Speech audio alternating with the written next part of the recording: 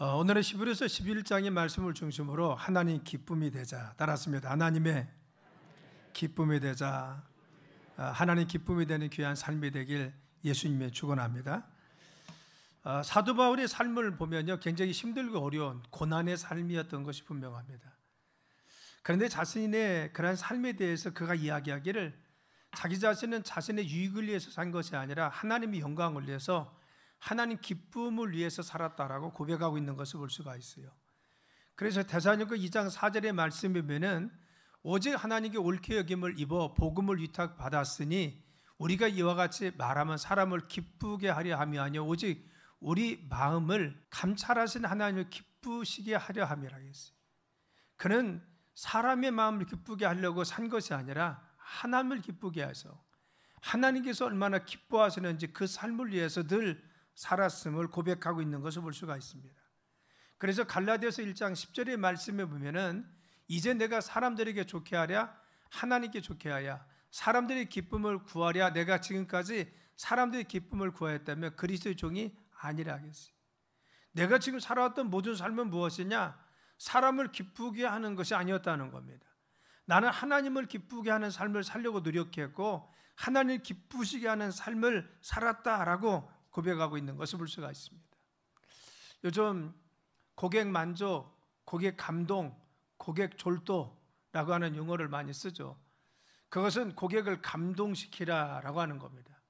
물론 우리가 어떠한 영업을 하기 위해서 고객을 감동시키고 다른 사람을 감동시키는 게 굉장히 중요합니다. 삶에 있어서도 관계 속에서 다른 사람을 만족시켜주고 그들을 기쁘게 하는 것도 중요합니다. 그래서 가족 간에도 서로 기쁨을 위해서 노력해야 되는 겁니다. 그런데 우리의 가정이나 우리의 삶이 궁극적으로 누구를 기쁘게 해야 됩니까? 사람이 아니라 하나님 보실 때 기쁨이 되고 하나님 보실 때 영광이 돼야 될 줄 믿습니다. 그래서 하나님 보실 때 우리 가정이 어떠느냐, 우리의 삶에서 어떤 모습이 있느냐, 이런 것들이 굉장히 중요하다는 겁니다. 오늘 본문에 보면 노아나 에녹의 삶을 보면 그의 삶에 인간적인 어떤 사람에게 인정을 받으려고 한 것이 아니라 하나님이 기뻐하시는 삶을 살아가니까 그의 가정이나 삶 가운데 하나님 인도하시는 삶이 있었다는 것을 우리는 잘 기억합니다.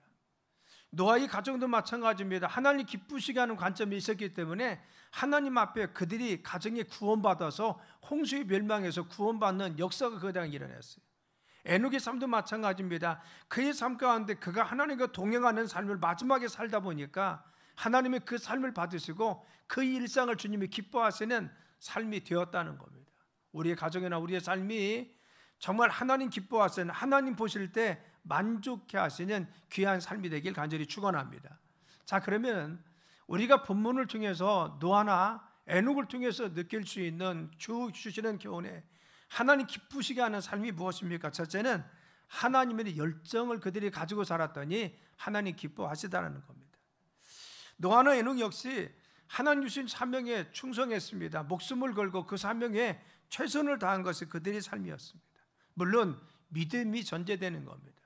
하나님 말씀을 믿었기 때문에 약속의 말씀대로 되어진다는 것을 그들이 그것을 인정했기 때문에 말씀에 순종했다는 겁니다. 우리가 노아를 보면은 노아가 120년 동안 노아의 방주를 지었다 했습니다. 맑은 날씨에 산 위에다가 방주를 짓습니다. 여러분, 그 광경을 많은 사람들이 보고 얼마나 비웃었겠어요. 강가도 아니고 바닷가도 아니고 산 위에 방주를 짓습니다. 그것도 바로 여러 가지 논란이 있지만 120년이라고 이야기하는데 뭐 몇십 년 이렇게 이야기도 합니다. 그런데 어쨌든 중요한 것은 바로 오랜 동안 방주를 지었습니다. 맑은 날씨에 짓는 그에 대해서 어쩌면 정신 이상자와 같이 다른 사람들이 놀려댔을 것입니다. 그런데 조롱과 멸시 가운데서도 하나님 반드시 심판하신다는 사실을 믿었기 때문에 노아는 끝까지 방주를 지면서 하나님의 열심이고 최선의 노력을 다합니다. 그렇죠. 마지막까지 주님께 최선을 다해서 방주를 짓는 모습, 이것은 무엇입니까? 그가 하나님 일에, 하나님 말씀하심에 정말 이같이 열정을 품고 몰두했던 것을 알 수가 있습니다. 에녹의 300년의 삶도 마찬가지죠. 그가 65세 되기까지, 무두셀을 낳기까지 그의 삶인 어떻게 살았는지 하나님과 동행한 삶이 아니었습니다. 그런데 아들을 낳았습니다. 그 이름이 무두셀라입니다. 무두셀라는 창을 던지는 자입니다. 바로 숫담에 창을 던지는 데가 죽으면 멸망한다는 겁니다. 만일 파수꾼이 무너지면 그 성은 정복되게 되어 있습니다. 그래서 창 던지는 무두셀라가 죽으면 하나님이 심판에 오신다는 사실을 그는 알았습니다. 그리고 나서 아들을 낳고 그 이름을 하나님이 무두셀라가 명명한 다음부터 그는 정신을 차렸습니다. 그리고 하나님 앞에 내가 어떻게 잘 살까, 하나님 앞에 믿음으로 살까, 이걸 고민하면서 늘 하나님과 말씀에 동행하는 삶을 살았습니다. 그래서 그가 무두셀라를 낳고 나서 바로 300년 동안을 하나님과 동행하는 삶을 살다가 마지막 죽음을 맛보지 않고 그는 하나님께 들림을 받아 하나님께 부름받았다. 여러분, 두 사람 역시 똑같습니다. 그의 일상 가운데 노아가 하나님 앞에 정말 이와 같이 120년 동안 방주를 지었던 것도 주님의 정말 영광을 위해서, 하나님이 기뻐하시는 일을 위해서 그가 물주해서 그 일에 전심전력했습니다. 에녹도 마찬가지입니다. 그의 삶에 300년 동안 그의 초점은 누구에 맞춰졌습니까? 하나님께 맞춰졌습니다.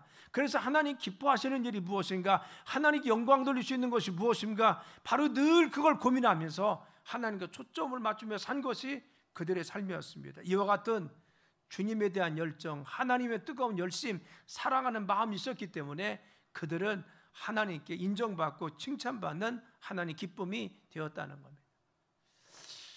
우리가 마태복음 25장 하면은 첫 번째 기억나는 거 보시면 달란트 비유입니다. 그래서 달란트를 1달란트 주고 주인이 2달란트도 주고 5달란트 주었습니다. 그래서 먼 타국에 있다가 돌아왔다는 겁니다. 그런데 1달란트 받은 자는 1달란트 도로 가지고, 그리고 2달란트 받은 자는 배로 날려서 4달란트 가져오고, 그리고 5달란트 받은 사람은 또 배로 남겨서 10달란트를 가져왔어요. 그런데 주인이 뭐라고 합니까? 1달란트 받은 자에게 말하기를, 네가 자리를 벌리하는 자에게 구워줘서 이자로 받을 것이지 왜 그걸 그냥 가져올 때 주인이 악한 사람인 줄 알고 자기를 책망한 줄 알고 그랬다는 겁니다. 이것을 땅에 고이 묻어두었다가 그냥 가져왔다는 겁니다. 여러분, 주인에 대한 오해가 있어요. 주인이 악한 사람인 줄 알았습니다.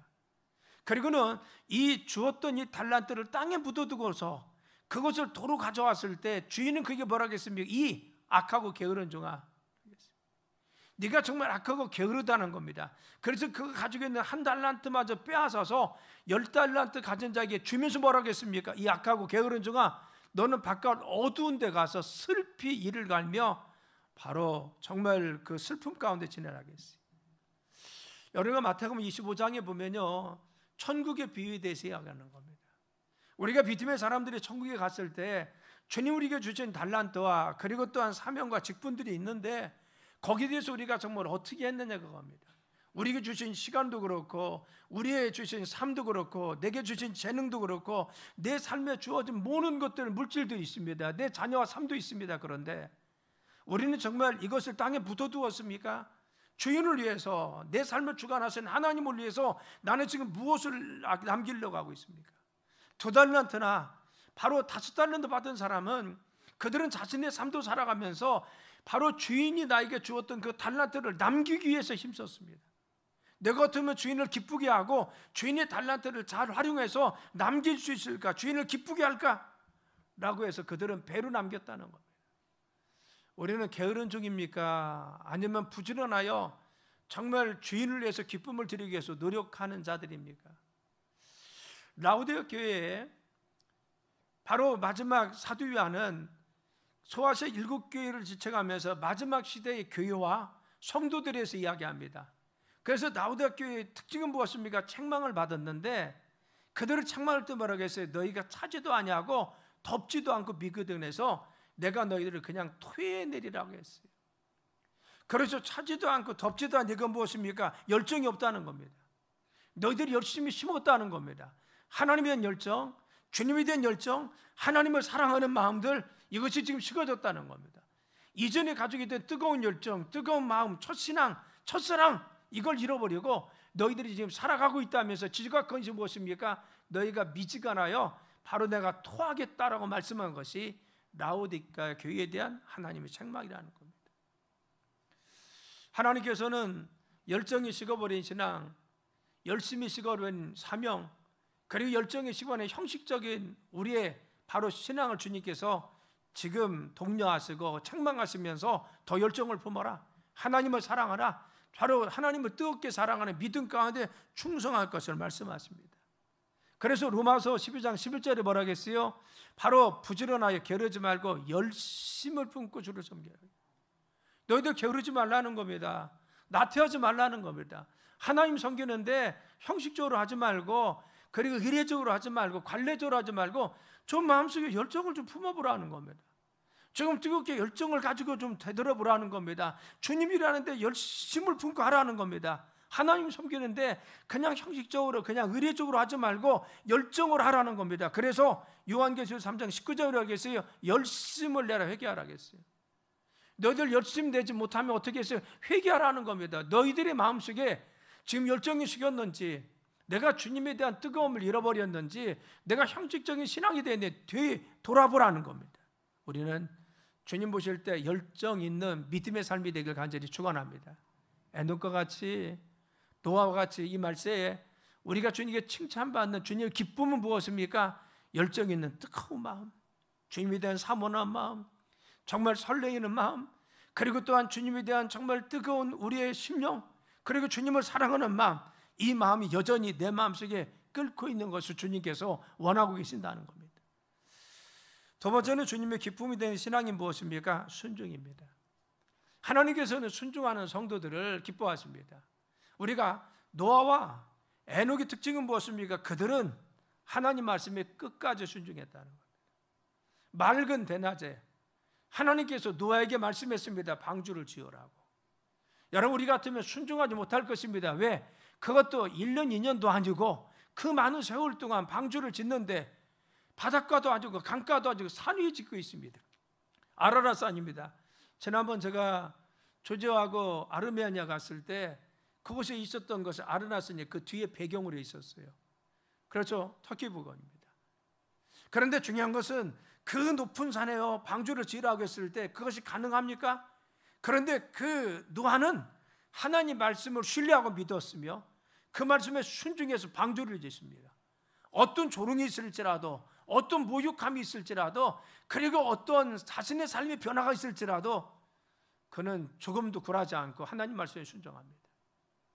에녹의 삶을 보십시오. 무두셀레를 낳고 왔어요. 그런 경각심을 가졌어요. 아, 내가 이렇게 살면 안 되겠구나. 그래, 하나님 심판이 오신대. 그렇죠. 정말 이 심판을 말씀하셨을 때 에녹은 바로 경각심을 가졌습니다. 내가 이러면 안 되지. 그리고는 그의 삶에 늘 동행했습니다. 남들은 다 죄악 속에 있을지라도 복음을 전파합니다. 그래서 하나님 말씀을 전하면서 그는 하나님 앞에 동행하는, 순종하는 삶을 살았던 것이 에녹의 삶입니다. 여러분이 같이 하나님 말씀에 순종했던 것이 그들의 삶이라는 것입니다. 사무엘상 15장에 보면요, 22절에 이런 말씀이 있어요. 사무엘이 이르되 여호와께서 번제와 다른 제사를 그의 목소리를 청종하시는 것을 좋아하시는 것 같이 좋아하시겠습니까? 순종이 제사보다 낫고 듣는 것이 수양의 기름을 보다 낫습니다. 여기서 하나님께서 좋아하신다고 했어요. 하나님은요, 순종을 제사보다 더 기뻐하시고 더 순종하는 것을 좋아하신다. 이 좋아하신다는 것은요, 제가 성경을 봤어요. 킹제임스 번역이나 우리말 번역이나 공동 번역을 보니까요, 좋아한다라는 것이 기뻐한다는 겁니다. 하나님께서 기뻐하는 것이 뭐예요? 순종을 기뻐한다는 겁니다. 정말 그가 하나님께 순종하는 이 배경이 무엇입니까? 사울왕에게 사무엘이 바로 하나님께서 말씀한 걸 전하겠어요. 왕이시여, 아말렉군을 진멸하는데 사람을 비롯한 모든 육축까지 다 진멸해야 됩니다. 다 멸하십시오라고 명령했습니다. 그래서 전쟁을 수행합니다. 하나님께서 정말 이 전쟁을 이기게 해주셔서 사울왕이 큰 승리를 거두었습니다. 그런데 아말렉 왕을 그냥 포로로 잡아옵니다. 진멸하라겠는데. 그리고 좋은 양이나 소는 바로 죽이지 않고 다 그것을 바로 누역물로 가져왔습니다. 그렇죠. 하나님 말씀과는 반대로 아말렉 왕도 포로로 잡아왔고, 그리고 소나 양의 좋은 것을 죽이지 않고 그대로 가져왔습니다. 그것이 탐이 났는지 그걸 가져왔다는 겁니다.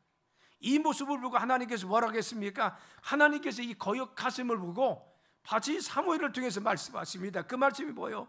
사무엘상 15장 22절의 말씀입니다. 네가 나에게 지금 순양을 드리고 제사 드리고 좋은 기름을 드리기 위해서 이거 잡았다고 핑계대는데 나 그거보다 더 좋아하는 것은 네가 내 말에 순종하는 것을 더 기뻐해.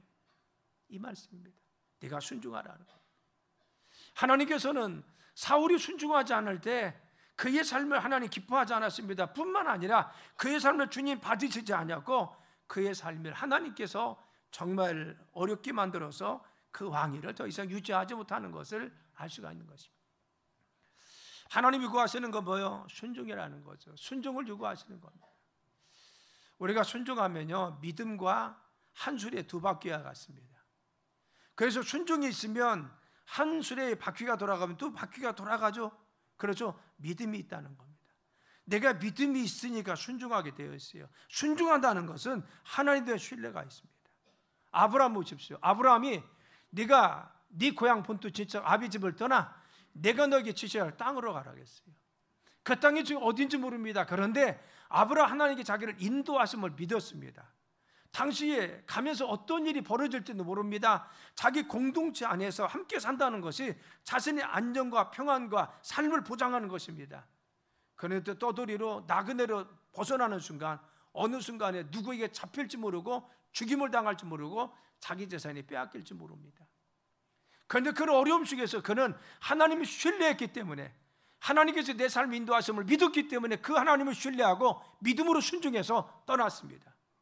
주님에 대한 믿음이 있었기 때문에 순종해서 살아간 것을 알 수가 있는 것입니다. 우리에게 순종한다는 것은 하나님을 신뢰한 믿음이 있는 것입니다. 하나님의 백세의 아들을 주어서 이삭을 낳았는데 그가 청소년기에 있을 때 하나님은 모리아산에 가서 그 아들을 바치라고 합니다. 그런데 아브라함은 순종합니다. 그렇죠. 그 말씀 가운데 우리가 쭉 보면 어떤 것을 볼 수가 있습니까? 아브라함은 자기 아들이 죽어도 살아날 것이고 하나님께서는 반드시 약속을 이루어 주셨음을 믿었기 때문에 아들을 바치기로 결심하고 그곳에 나갑니다. 하나님은 어떠한 방법을 통해서든 약속을 이루심을 믿었기 때문에 바로 믿음 가운데 순종하며 나간 것을 알 수가 있습니다. 사랑 여러분, 우리가 순종한다는 것은 하나님을 신뢰하는 믿음이 있다는 겁니다. 우리의 삶에 순종한다는 것은 주님 믿기 때문에 믿음 있는 사람이 하나님 말씀에 순종하며 그 말씀을 따라갈 수가 있는 것입니다. 그래서 성 어거스틴은 말하기를 절대 순종이 신앙의 척도라고 했어요. 우리가 순종하느냐? 이것이 우리의 신앙의 척도라는 겁니다. 우리가 기도할 때 주님 우리에게 말씀하십니다. 설교를 부를 때 우리에게 감동도 주십니다. 내가 정말 주님 앞에 무릎 꿇을 때 또 성경을 볼 때마다 하나님께 대해 감동 주시고 말씀을 주시고 내 삶에 지시하는 방향이 있습니다.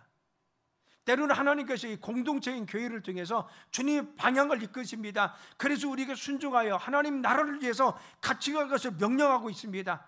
그래서 주의 종을 통해서 중직자를 통해서 교회의 방향을 정했을 때 함께 가라고 말씀하십니다. 근데 이때 우리가 순종하는 것이 내 삶에 있어서 교회 공동체 안에서 순종하는 것이 무엇입니까?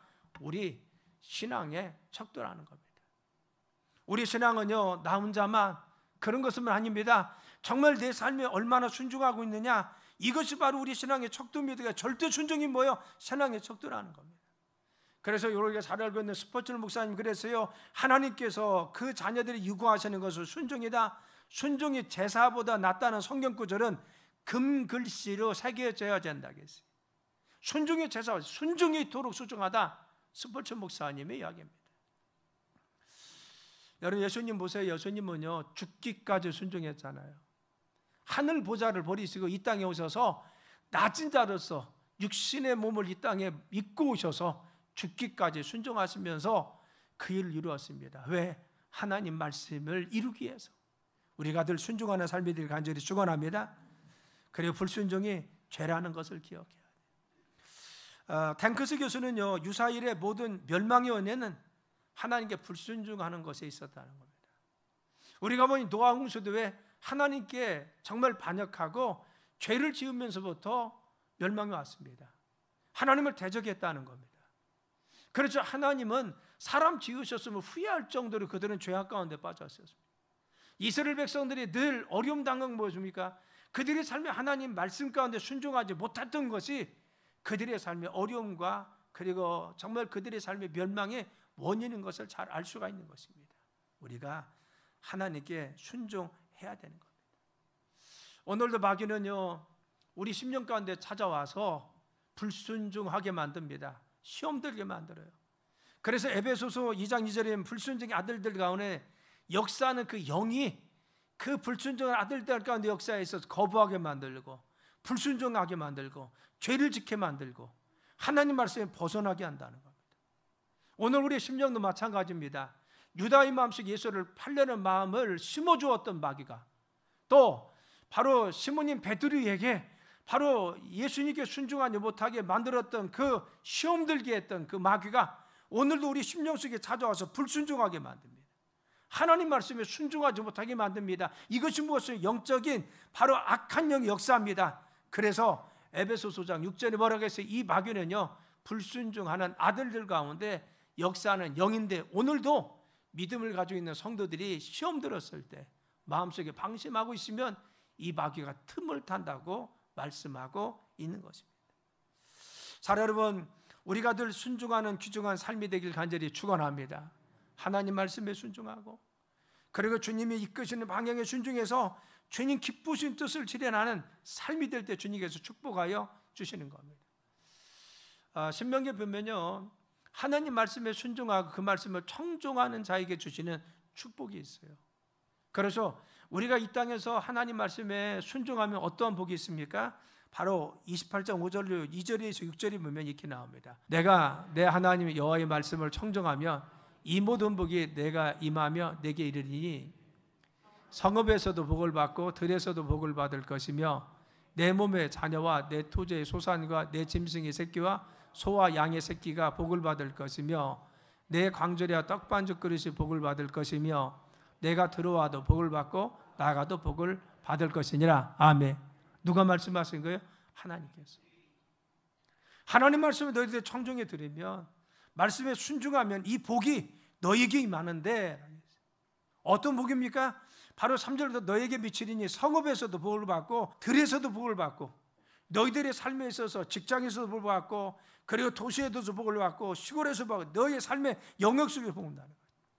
내 몸의 소생과 내 토지의 소산과 내 짐승의 새끼와 소와 양의 새끼가 복을 받을 것이며 이게 뭐예요? 내 몸의 소생과 내 토지의 소산, 네가 하는 경영하는 터전, 네 자녀들, 네 자손들, 네 짐승 새끼, 소와 양의 새끼 이것이 무엇이냐? 너의 사업장의 모든 터전이 하나님께 복을 받는.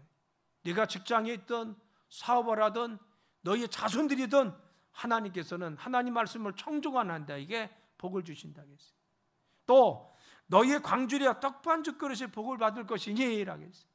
우리의 삶의 어떤 영역에 우리의 삶의 어떤 형편이 있을지라도 하나님 하는 것마다 우리가 정말 모든 일 가운데 가정이나 우리의 삶이나 삶의 사업장 가운데 우리의 직장 가운데 주님께서 복을 주실 줄 믿습니다. 너에게 말씀을 청종하고 말씀에 순종하는 자에게 하나님은 이와 같이 축복하신다고 말씀하신 것을 알 수가 있는 거예요. 여러분, 순종하는 자에게는 하나님께서 마땅한 복으로 이 땅에서 세워줄 줄 믿습니다. 그래서 순종하는 삶, 이것이 노아와 에녹의 삶이었습니다. 그래서 주님의 기쁨이 된 것이 그들의 삶입니다. 세 번째는 바로 노아의 에녹의 특징은 무엇이냐? 영혼을 사랑하고 전도한 삶이 있었습니다. 우리가 노아의 일생을 보면요, 노아가 방주를 짓습니다. 이 방주 짓는 동안 많은 사람 조롱이 있었지만 그 많은 세월 동안 하나님이 기다린 건 무엇입니까? 그들이 회개하고 돌아오기를 원했다는 겁니다. 물론 마지막에 돌아온 것은 모든 짐승과 날짐승이 다 탈 때까지 그 가족 8식구밖에는 방주 안에 들어오지 못했습니다. 그러나 하나님 기다린 건 무엇입니까? 모든 사람이 다 방주 안에 들어오기를 바로 원하셔서 쉽게 짓지 않고 오랜 수없이 많은 시간 동안 방주를 지으며 그들을 기다렸던 겁니다. 노아는 이와 같이 방주를 지으면서 늘 그들이 구원받기로 원했습니다. 하나님 말씀 믿기로 원했습니다. 나와 같이 우리 가족과 같이 정말 주님 말씀을 믿고 신뢰하기 원했습니다. 그래서 말씀을 끝까지 전하며 심판을 경고한 게 누굽니까? 노아입니다. 에녹의 삶은 어땠어요? 에녹은요, 그의 삶의 마지막 하나님의 심판을 대언하기 시작합니다. 그의 삶의 300년 동안 동행하면서 하나님께서 이와 같이 경고하셨습니다. 마지막 심판 오십니다. 유다서 1장 14절 16절 말씀에 보면요, 그가 하나님 긍휼하심을 따라 이 말씀을 전한 것을 기록하고 있어요. 그렇죠. 정말 그는 동행했습니다. 하나님이 언젠가 심판하십니다. 바로 이같이 내 아들 무두셀레가 죽으면 심판하신다겠습니다. 이 경고하심을 선포했습니다. 그래서 전도자로서 그리고 선지자로서 그가 삶을 300년 동안 살아간 것을 알 수가 있는 것입니다. 그들은 어떤 삶을 살았습니까? 한 영혼이라도 구원하기 위해서 애쓰고 힘쓴 것이 노아와 에녹의 삶이었기 때문에 주님께서 기뻐하시는 믿음의 삶이라고 인정한 것을 알 수가 있어요. 우리가 그렇죠, 하나님 앞에 그래 강 목사야 내가 믿음의 사람이구나 인정받기 원하는 거죠. 아무개 장로야 내가 정말 믿음의 사람이구나, 네 가정이 정말 믿음의 가정이구나, 내가 인정한다, 이걸 원하고 있지 않습니까? 아무개 권사야 네 가정이 정말 이게 믿음의 가정이구나, 믿음의 가문이구나, 이걸 인정받기 원합니다. 그런데 바로 이 노아와나 에녹의 삶을 인정받는 삶이었어요. 하나님 보실 때 그래 인정받아요. 창세기 22장에 아브라함을 향해서 이제야 네가 나를 경외하는 줄 알았다 인정했듯이 그의 삶이 하나님을 기쁘시게 하는 믿음의 삶이 되어서 믿음의 위대한 선진들을 열거하면서 에녹과 노아에 대해서 언급했습니다. 그들은 주님을 기쁘게 하여서 열정을 가지고 주님에 대해 힘쓸 뿐만 아니라 늘 순종하는 삶이 있었어요. 그리고 영혼을 구원하기 위해서 한 생명이라도 살리기 위해서 마지막까지 열정을 다해야 될 것이 그의 삶이었습니다. 데살로니가서 2장 4절에 이렇게 말씀했어요. 오직 하나님께 옳게 여김을 입어 복음을 위탁받았으니 라고 했어요. 우리는 어떻게 합니까? 하나님 말씀으로 복음을 위탁받았다는 거. 위탁은 뭐예요? 내가 너에게 맡겼다는 거. 복음을 전하고 맡겼다. 누가 사도 바울을 지금 맡았다는 겁니다. 우리가 이와 같이 말함은 이 복음을 전하는 것은 사람을 기쁘게 함이 아니요 오직 우리 마음을 감찰하시는 하나님을 기쁘시게 하려 함이니라. 따라습니다. 말씀을 전하며 복음을 전하는 것은 사람의 마음을 기쁘게 하는 것이 아니라 하나님을 기쁘시게 하는 것입니다. 우리가 말씀을 전하고 복음을 전하는 것은 내가 정말 전도하기 위해서 쓰고 한 영혼을 구원하기 위해서 기도하면서 애쓰는 것은 누가 하나님께서 기뻐하세요. 내 마음을 감찰하시는 하나님이 내가 그 마음, 내가 전도자를 전도 대상자를 위해서 기도하고 그를 위해서 내가 접촉하고 그를 위해서 기도하고 그를 위해서 내가 애쓸 수 있는 모습을 나를 감찰하시는 하나님, 내 삶도 나의 마음도 내 심령도 감찰하시는 하나님이 하나님 기쁘게 하기 위해서 지금 내가 그와 같이 하고 있다는 겁니다. 하나님은요, 우리가 지금 내 가족을 구원하기 위해서 내 자녀를 정말 믿음 가운데 세우기 위해서 한 영혼이 주님께 돌아왔는데 그의 신앙을 세우기 위해서 내가 노력하고 헌신하고 내 정말 물질과 내 정성과 시간을 들여 헌신하고 있는 모습 하나님은 다 보시고 기억하신다는 겁니다. 나를 감찰하시는 하나님은 다 보고 계시면 어떻게 해요? 이것을 하나님 기뻐하신다고 말씀하여 주었습니다. 여러분의 노력과 헌신을 주님이 기뻐할 줄 믿습니다. 할렐루야. 예수님께서 누가복음 15장에 말씀했잖아요. 누가복음 15장 비유잖아요. 그렇죠. 잃은 양의 비유, 한 드라크마의 비유, 잃은 동전의 비유. 여러분 여기서 특징이 무엇입니까? 잃은 양이 되었던 한 드라마가 되었던, 여러분 중요한 것은 정말 이 말씀은 뭐예요? 잃어버린 것입니다. 주인이 무엇인가 잃어버렸어요. 하나님 백성을 잃어버렸습니다. 그들이 마땅히 하나님 백성이었는데 사단이 종되어서 마귀의 종으로 일생을 살다가 마귀를 위해서 정말 예비한 불못에 영원한 지옥에 끌려갑니다. 그래서 잃어버린 영혼들을 하나님 구원하는 것을 원하는 것이 뭐예요? 잃은 양의 비유입니다. 한 드라크마의 비유입니다. 그렇죠. 잃어버린 것을 찾았을 때 주인이 이토록 기뻐하시더라.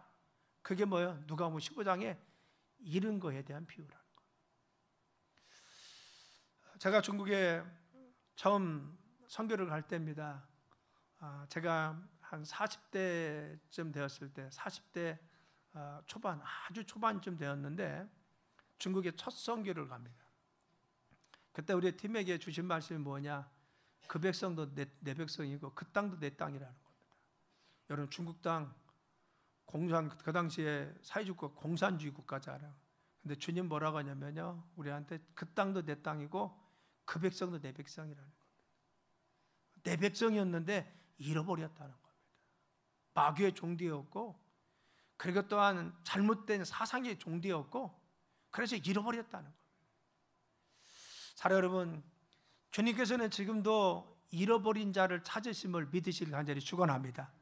그래서 누가복음 15장 7절에 이렇게 말씀했어요.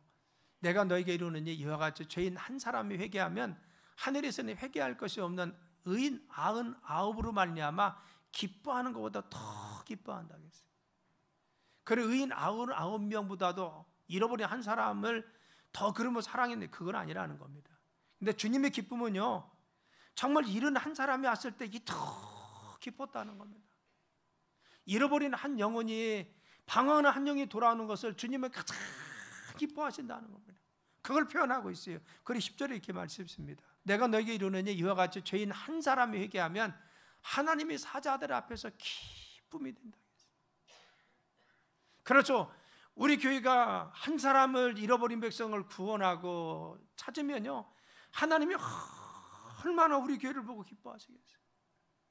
우리 가정에 정말 믿지 않는 우리 가족 중에도 한 분이 교회에 나와서 예수님의 교회를 작정하면 하나님이 얼마나 기뻐하겠어요. 믿지 않는 한 분이 마지막 돌아가시면서 끝까지 거보다가 그 순간에 돌아가시는 그 순간에 주님을 고백하고 돌아가면 하나님이 그 광경을 얼마나 기뻐하겠습니까? 돌아오는 심령들 주님이 이토록 기뻐하신다는 겁니다. 하나님은요, 한 심령이 돌아오는 것을 이토록 수정하고 있어요. 우리가 전도하면 부담스럽죠. 그렇지만 여러분, 우리에게 축복하신 이유도, 우리를 건강 주신 이유도 우리 주변에 이것을 통해서 하나님 앞에 영광 돌리며 영혼을 구원하는 주님 말씀 아닙니까? 성경을 주심도, 선지자를 보내심도, 우리의 삶에 축복하심도 이것입니다. 그래서 사도 바울은요, 자신의 삶 가운데 전도한 그들, 내가 양육한 그들이 내 자랑이고 멸류가 아니라 하겠어요. 데살로니가전서 2장 19절 한번 읽어볼까요? 자, 시작. 우리의 소망이나 기쁨이나 자랑의 멸류관이 무엇이냐? 그가 강림하실 때 우리 주 예수 앞에 너희가 아니냐? 아멘. 데살로니가 교인들을 향해서 내가 너를 전도하고 양육하고 믿음으로 키웠는데 너희들이 내 멸류관이고 자랑이라 했어요. 우리가 지금 누군가를 내가 전도했습니까? 내 자랑이고 멸류가 아닙니다. 어디에서? 하나님 앞에서. 내가 우리 가족을 구원했습니까? 내가 우리 가족을 볼 때마다 내 자랑이고 하늘의 멸류가 아닙니다. 이것이 중요한 것입니다. 어느 전도왕이 그런 이야기를 하잖아요. 자기가 자기 교회 가면 전도한 사람이 많이 있대요. 저 장로님도 자기가 30년 전에 전도하고, 저 권사님도 전도하고, 뒤에서 보면 너무 흐뭇하대요. 흐뭇하대요.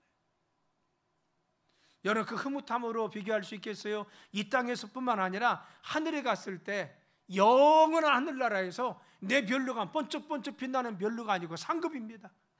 이것은 영원한 것입니다. 그래서 다니엘서 12장 3절에 뭐라고 했어요? 많은 사람을 옳은 대로 돌아오게 한 사람은 별과 같이 영원히 빛난다. 전도한 자 하나님께서 영원히 빛나도록 채워주실 줄 믿습니다. 전도자 부디가 은혜 받고 나서 하루에 한 사람씩 전도하기로 작정했어요. 어느 날 너무 바빠서 전도하지 못해서 밤 늦은 시간에 나갑니다. 그런데 전봇대 불빛 아래 어떤 한 남자가 아주 시무룩하게 서 있는 것을 봤어요. 그래서 그에게 다가가서 예수님 믿으십니까? 물었어요. 그랬더니 그분이 화를 벌컥 내면서 내가 예수 믿든 말든 무슨 상관이냐고 합니다. 그럴 때 바로 그에게 이야기했어요. 당신도 예수 믿어야 됩니다. 그랬더니 당신이 누구냐고 했습니다. 나는 전도하는 사람입니다.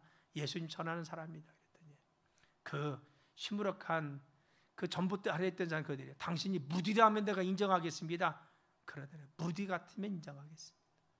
그래서 그가 이야기했답니다. 사실은 제가 무디입니다. 그랬더니 아무 말도 하지 않다는 겁니다. 며칠이 지났습니다. 헤어지고 나 며칠 지났는데 새벽이 되어 그 사람이 무디에게 찾아왔습니다. 그리고는 자기가 복음을 받아들이고 예수님 믿겠다고 하면서 그때 다짐을 하고 예수님 믿었다는 겁니다. 늘 전도했던 이 무디는요, 인정받았어요. 그도 정말 시무룩했던 그 사람도 수없이 이 무디를 마주쳤는지 모릅니다.